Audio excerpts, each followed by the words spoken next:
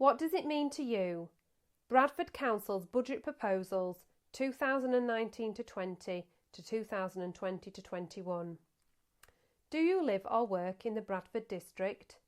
We'd like to know what you think about proposed updates to our 4-year spending plan, including proposed changes and more detailed planning for the next 3 years. The proposals we need to make may affect some of the council services you value.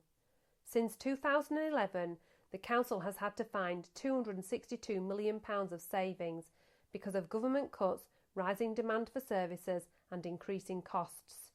We now have to find another £13.5 million for 2019 to 20 and £19.9 million for 2020 to 21. Our budget proposal shows how we suggest we will tackle this. We are proposing to increase council tax by 2.99% in 2019 to 20. We don't take this decision lightly, but it will generate funding to protect some services. Bradford still has one of the lowest council tax rates in the country.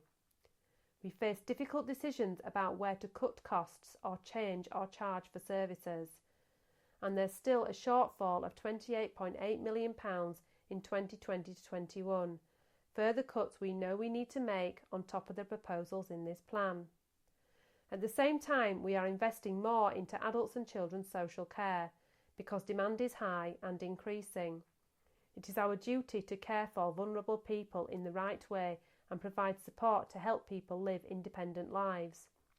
But we also have to balance that with finding ways of working differently, managing demand and lowering costs. We are prioritising our spending where it will make the most difference and maintain a good place for residents to live. You can also do your bit by getting involved in your community and caring about the people who live nearby.